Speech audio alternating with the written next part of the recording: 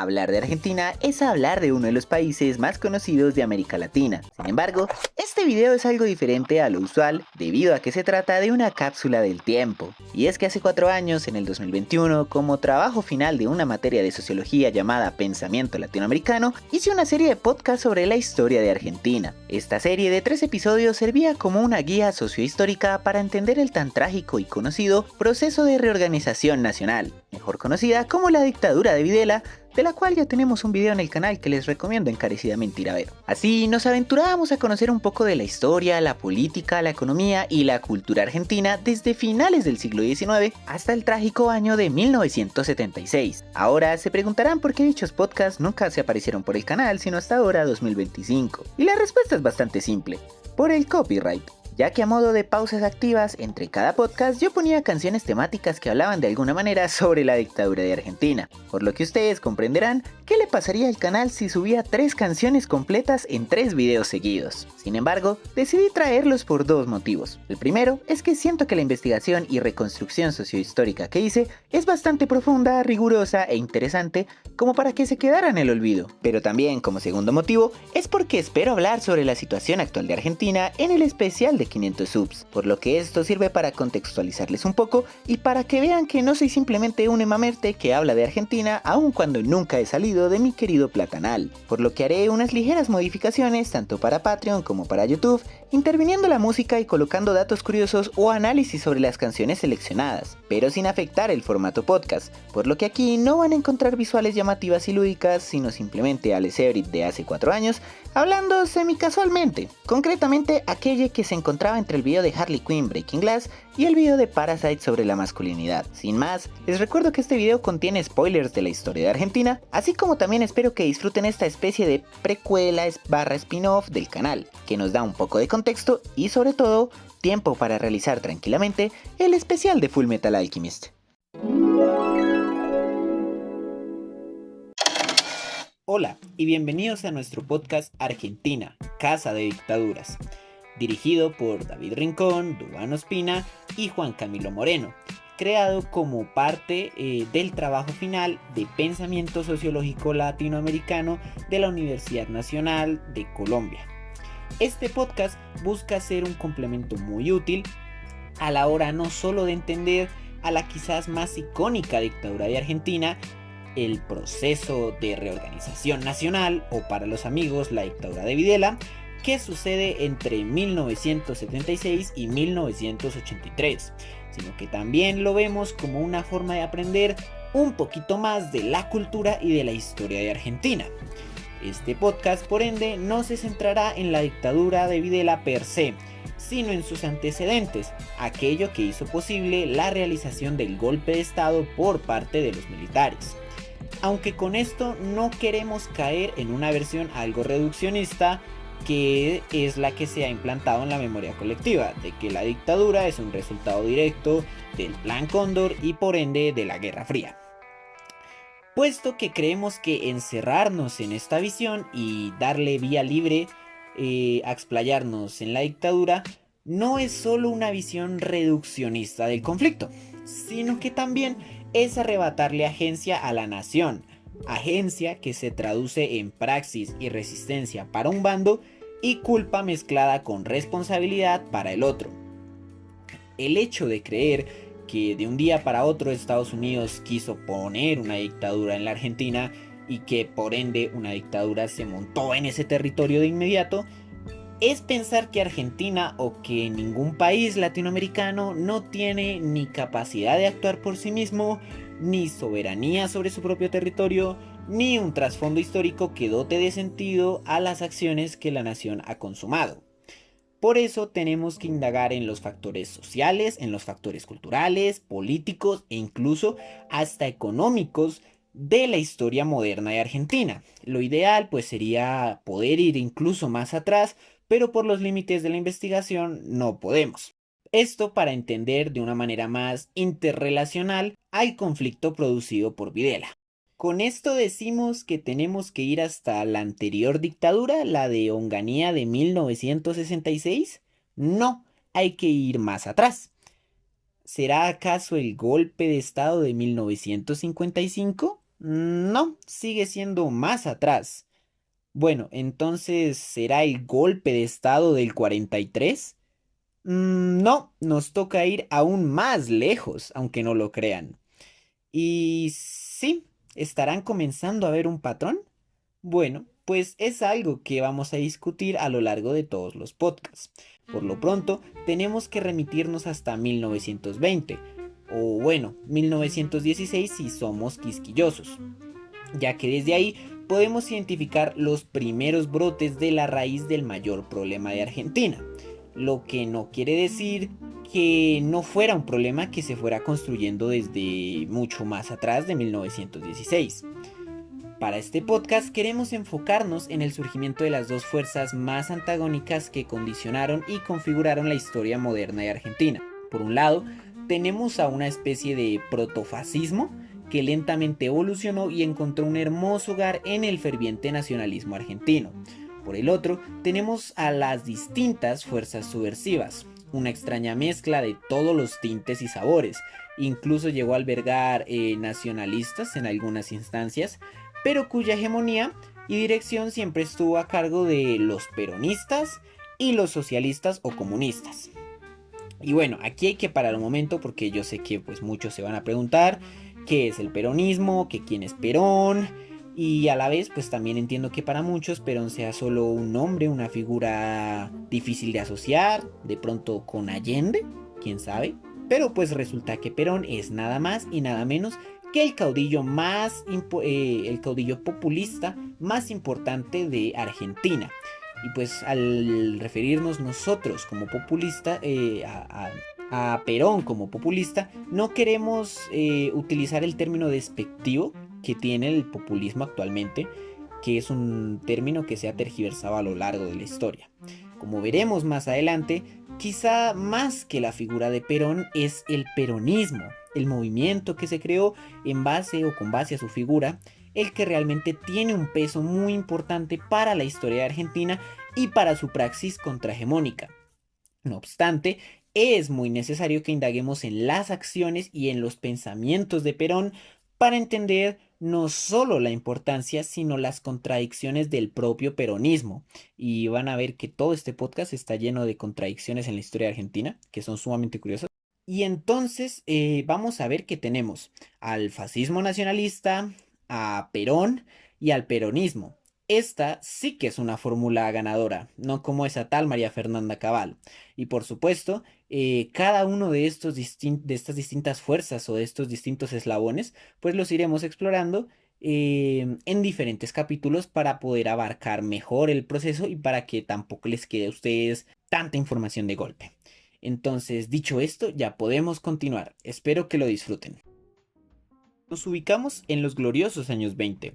Digo gloriosos porque mientras los gringos acababan de inventar el crédito y gastaban más dinero del que la posguerra mundial les había dado, ¿cómo les va a doler en los 30? Todo el viejo mundo, sobre todo Europa, se encontraba al borde del colapso. Acababa de pasar la guerra más grande que la humanidad hubiera visto hasta el momento y nadie sabía qué sería de ella. Pero, ¿cómo era la situación en Argentina? Es algo complejo, puesto que, como buena nación latinoamericana, parecía que los 20 significaban un aire de modernización al territorio. Argentina, al igual que por ejemplo Colombia, solo que quizás no en la misma radicalidad, había sido un enorme vacío de poder tras la independencia, perfecto para cualquier caudillo. Rápidamente, la élite criolla se devoró a pedazos por lograr obtener la hegemonía argentina, lo cual sumió al país varias veces en un contexto de violencias, asesinatos sistemáticos, persecuciones políticas, segregaciones, vamos, lo que es el pan del día a día colombiano. No obstante, desde 1980, la derecha argentina comenzó un proceso de protomodernización, tal como hizo Reyes a inicios del siglo XX aquí en Colombia. Pero estamos hablando de un progreso en términos del siglo XIX, por lo que sí, Argentina para finales de ese siglo era una nación con un peso considerable para ser latinoamericano en la comunidad internacional, pero este progreso era, bueno, de dudosa procedencia, puesto que para poder modernizar al país, por un lado, recurrían a una considerable cantidad de migración, sobre todo europea, lo cual traería consigo ciertos cambios culturales.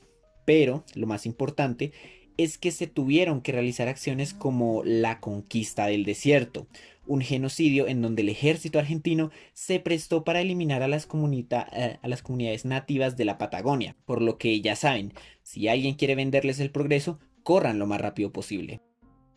Sin embargo, dicha hegemonía conservadora duraría hasta 1916, donde algo insólito y que no se veía mucho por la Latinoamérica de esa época sucedió.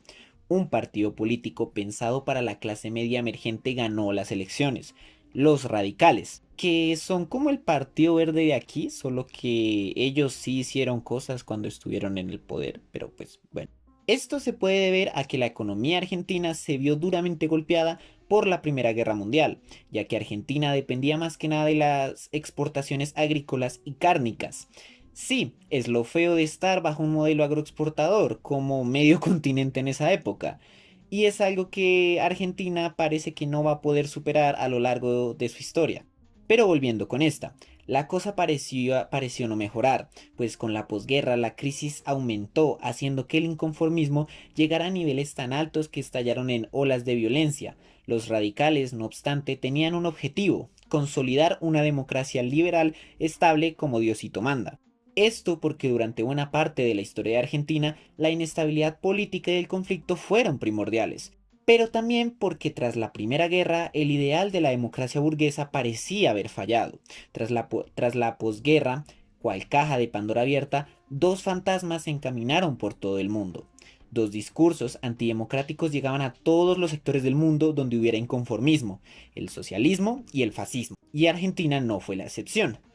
Todos hablan de la Guerra Fría entre el capitalismo y el comunismo después de la segunda mitad del siglo XX, pero nadie se pone a pensar en la Guerra Fría que se libró entre el fascismo y el socialismo durante las primeras décadas de este. La sociedad rápidamente parecía dividirse en dos bloques: aquellos que estaban a favor de la industrialización de la nación, la equidad social y la separación de la iglesia y el Estado, con signas principalmente liberales, véase pues que los fundaron los propios radicales, más que nada su figura insignia, el presidente Irigoyen, pero en donde con el tiempo se unirían sectores como los sindicalistas, los cuales son muy importantes para la historia argentina, puesto que en 1904 llegaron a significar el movimiento obrero más grande del mundo. A esto también se le sumaría los anarquistas, que también tienen una fuerte presencia en el país, y por supuesto los socialistas. Por el otro lado, encontramos a aquellos que veían en la democracia liberal la máxima expresión de salvajismo y decadencia, así como una enorme oportunidad para que los discursos soviéticos obtuvieran visibilidad. Aquí podemos encontrar principalmente a las clases altas, a los militares y al clero. Aunque cabe aclarar que dicho grupo no se llegaba a considerar fascista como tal, así como en el otro bloque lo que predominaba era la democracia liberal, no las ideas marxistas. El grupo conservador prefería alienarse bajo la bandera del nacionalismo, rasgo que habían adquirido la élite durante el siglo pasado, pues cada caudillo buscaba llegar al poder por medio del discurso de representar el bien de la nación. Sin embargo, también tenemos que entender que el nacionalismo es un espectro que estuvo en ambos bandos, solo que con el tiempo se fue decantando más por el nacionalismo fascista y derechista.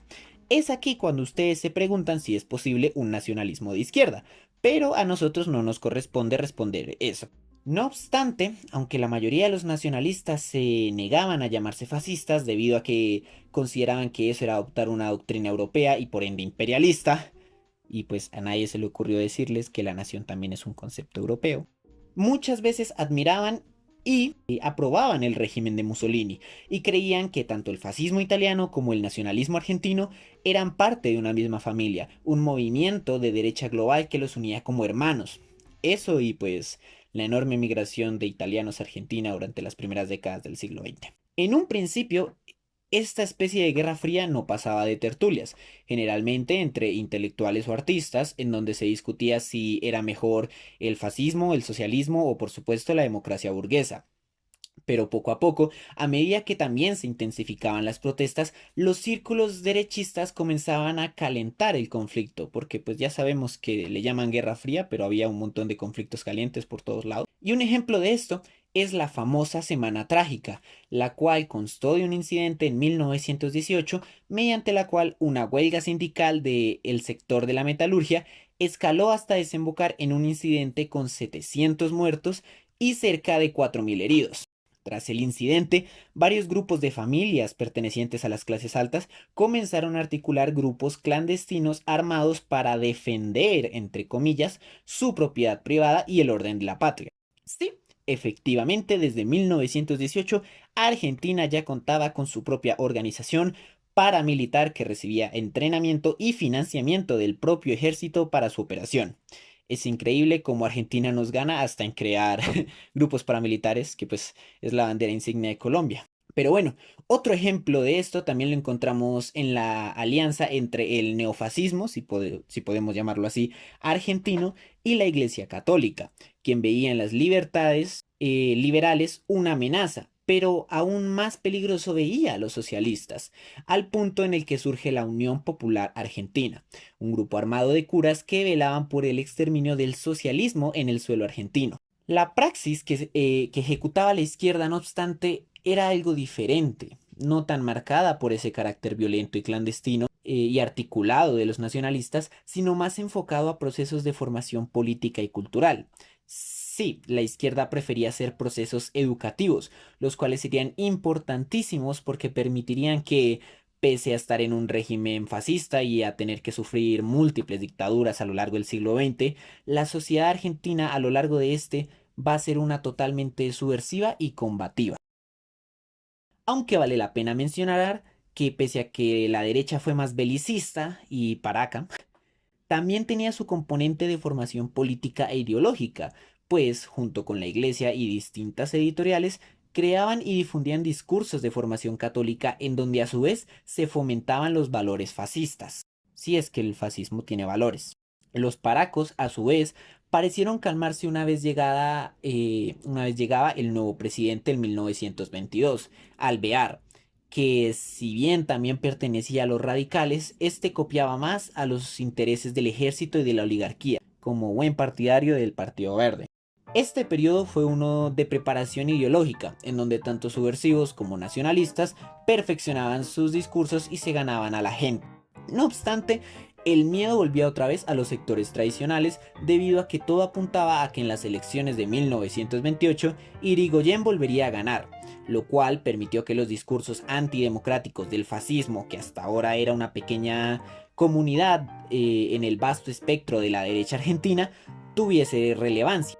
El plan comenzó a gestarse, y más gracias a que el propio Alvear durante su gobierno, para aminorar un poco las tensiones sociales, comenzó a darle más centralidad y más poder político al ejército, cosa que vamos a ver que será catastrófica para el destino de la nación. Los temores de la derecha se hicieron realidad. Irigoyen era reelecto, tenían que deshacerse de él, pero lamentablemente su gestión no era tan mala como para justificar un golpe de Estado. De hecho, sería gracias a él que se formarían las bases del estado de bienestar que implementaría Perón. Sí, pues si bien no fueron grandes transformaciones materiales, sí dejó plantadas tanto las ideas como la voluntad política, esperando por alguien que las desarrollara en un futuro. Irigoyen tampoco es que fuera pues un imbécil y sabía perfectamente contra qué fuerza se estaba metiendo. Cabe aclarar que Irigoyen no era per se un socialista, ni buscaba la abolición del capitalismo o de la clase alta, sino que buscaba la modernización de la economía, sin necesariamente llegar a afectar a los intereses de la clase dominante. Pero pues en tiempos de tanta tensión política nacional e internacional, pues las clases altas tradicionales y conservadores no podían dejar de verlo como un enemigo. Irigoyen tampoco es que fuera muy amigo del pueblo, pues bajo su gobierno fue que estalló la Semana Trágica, así como que pese a que los radicales no querían intervenir mucho en contra de las protestas, como buen país centralista esto se expresó nada más que en Buenos Aires y en otros centros urbanos, mientras que a las periferias sí optó por darle sopa y seco.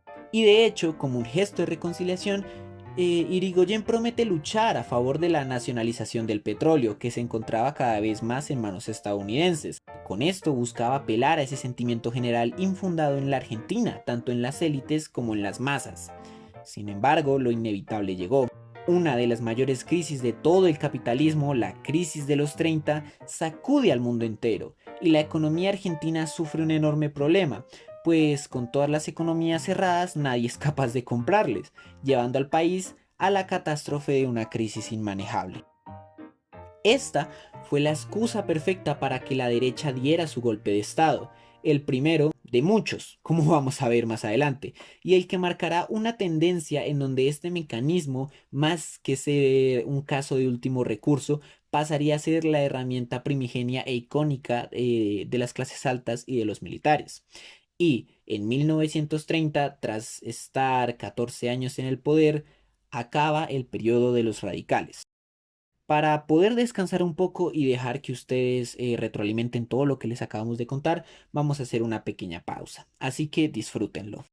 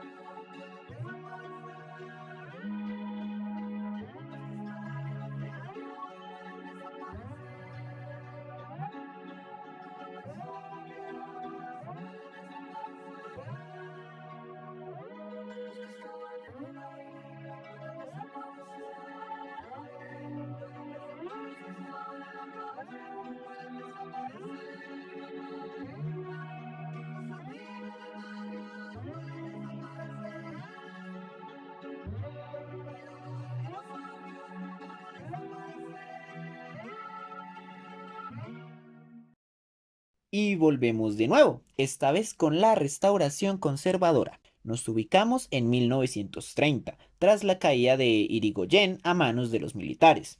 El golpe llega a tener un enorme impacto cultural, pues se entiende que toda la nación se unió contra un enemigo común.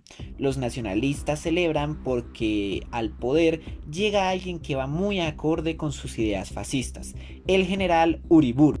El golpe trae hasta la exaltación y la aprobación de un tal Juan Domingo Perón, un joven nacionalista que, sin saberlo, llegaría a ser el símbolo oficial de la resistencia obrera y de la izquierda argentina. Curioso, ¿no? Y es por eso que Perón es una figura tan compleja, porque uno no esperaría que, que uno de los símbolos patrios de la izquierda argentina sea precisamente un nacionalista que celebra un golpe militar de extrema derecha.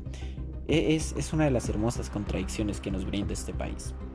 Volviendo con la historia, Uriburu es partidario de la oligarquía, por lo cual le entrega el poder que el radicalismo le había arrebatado, lo cual, junto con la presente crisis del 30, empobrece demasiado a las clases obreras, mientras que aumenta considerablemente las riquezas de las clases altas. Así que, si quisiéramos ponerlo en broma, podemos decir que fue esta dictadura la que empezó con las primeras dinámicas neoliberales, pero que quede entre nosotros. Rápidamente observamos que el fascismo o nacionalismo argentino abundan en Uriburu, pues de las primeras acciones que hace al llegar al poder es comenzar toda una serie de persecuciones políticas, no solo contra los radicales, sino contra todo movimiento que represente una oposición a su poder.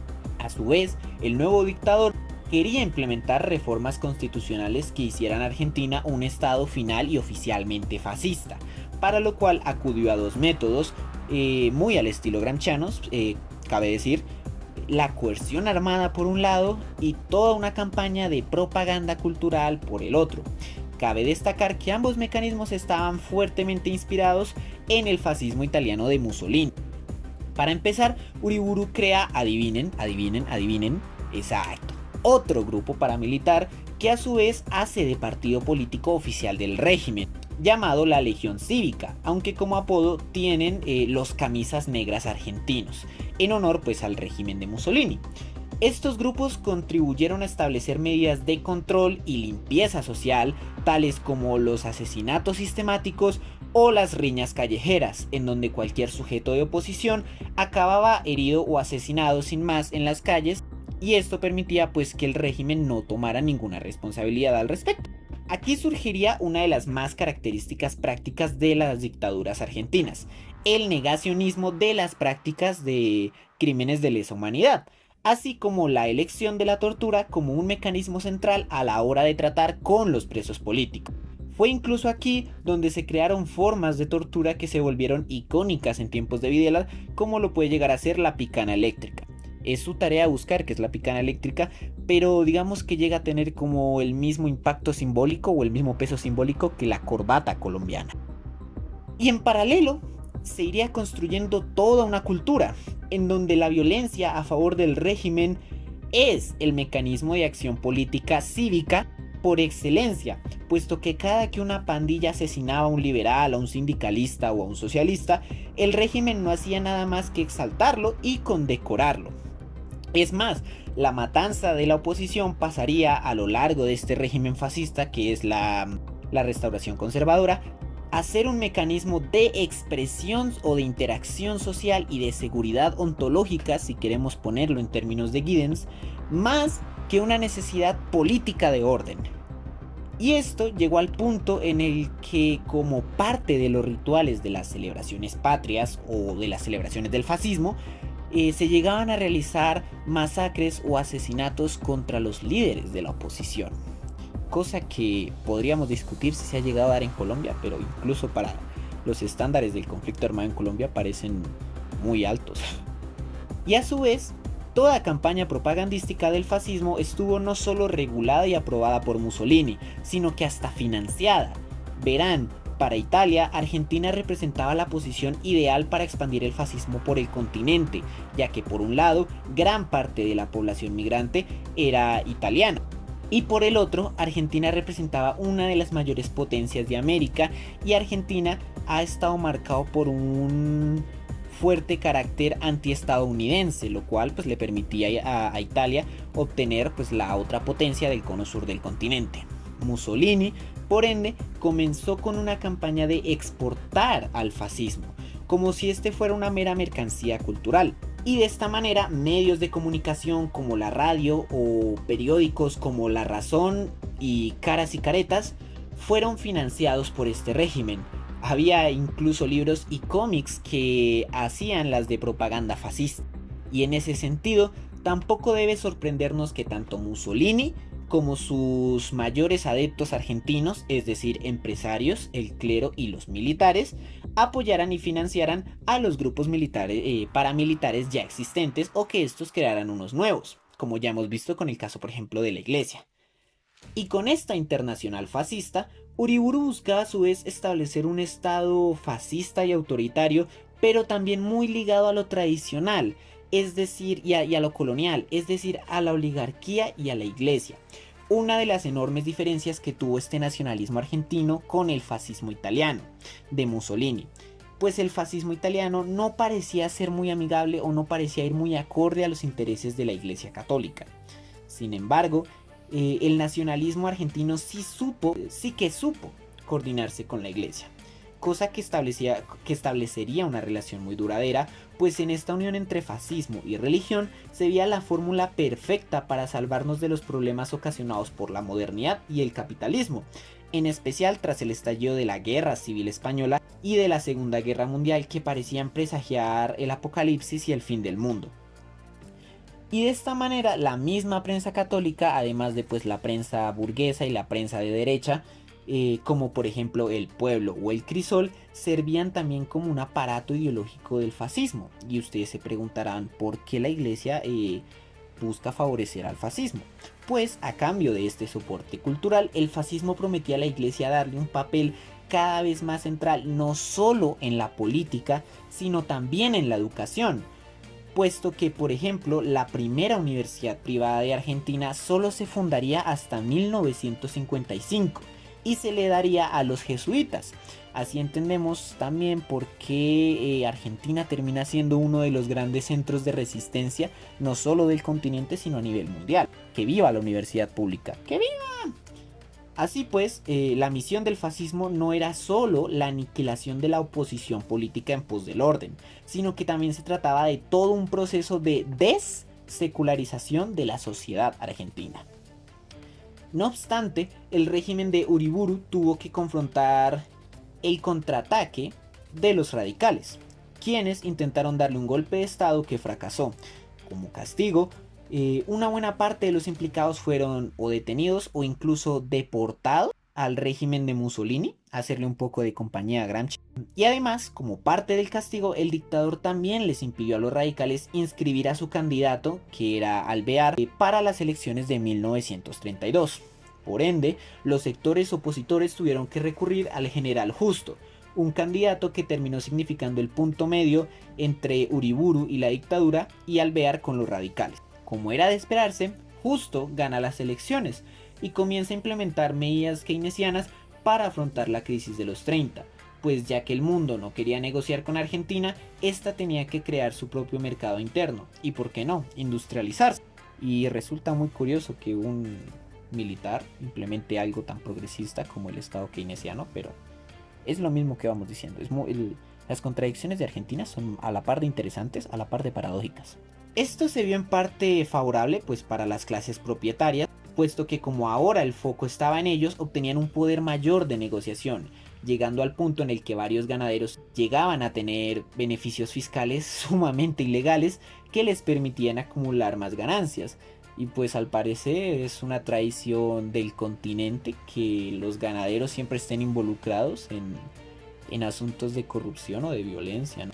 En cuanto se destapó este asunto, la decisión de la dictadura fue asesinar en plena sesión del Senado a un senador de la oposición, lo cual terminó desembocando toda una nueva ola de protestas y de violencia. Los sindicatos, que eran la forma predilecta de la praxis social en Argentina y que lo serían más o menos hasta la dictadura de Videla, y pues todavía queda el debate de si incluso actualmente llegan a tener ese mismo peso que han tenido durante buena parte del siglo XX, volvieron a alzar su voz, por lo que Justo comenzó a perseguirlos y a desarticularlos, incluso también recurriendo a la deportación. El comunismo, como es de esperar en cualquier dictadura militar, se hizo ilegal por medio de leyes, y la derecha, observando que toda la izquierda volvía a unirse para obtener el poder, decidieron articular su propio Frente Nacional con la intención de exterminar el Frente Popular. Las tensiones se plasmaban y la Guerra Civil Española solo radicalizaba aún más las posturas fascistas contra democracias. La Guerra Fría y caliente volvían a su máximo esplendor. Y con el avance de la Segunda Guerra Mundial, los militares argentinos veían con preocupación a la posguerra, pues temían que tras esta, el mundo se encontrara tan debilitado que el comunismo la tuviera fácil para acentuarse en el poder. Por ende, presiona poco a poco al nuevo presidente, a Castillo, para que éste le otorgue más poder y más agencias a las fuerzas militares. A su vez, la izquierda, evidenciando los horrores del fascismo y del nazismo, y con este panorama de posguerra, comienza a crear iniciativas como Acción Argentina, un grupo creado para divulgar, visibilizar y denunciar todas las actividades y atrocidades que los nazis estaban realizando en su territorio. Y este panorama nos pinta algo que se repetirá a lo largo del siglo XX, en donde hay un estado sumamente autoritario y represivo, pero que se va a tener que enfrentar a una enorme y robusta sociedad civil llena de resistencia, de espíritu de lucha y de militancia. Los militares conciben esto como una mera debilidad de Castillo, una mera debilidad administrativa al fin y al cabo, por lo que gracias a todo el poder que Castillo les brindó, irónicamente y paradójicamente, estos logran en 1943 dar, adivinen, otro golpe de estado, el cual estaría marcado por otro proceso de desarticulación, de persecución y de represión política a cualquier actor subversivo o crítico del sistema. Como podrán ver, Argentina, o mejor dicho, las clases altas y los militares de Argentina, comienzan a generar un protocolo de acción política en forma de golpes de estado, algo que de aquí en adelante será más costumbre que teoría. Pero eso es otra historia, que veremos en el siguiente capítulo, la polémica figura de Perón. Espero que oigan nuestra próxima emisión de Argentina, Casa de Dictaduras. Hasta luego y fue un placer informarlos.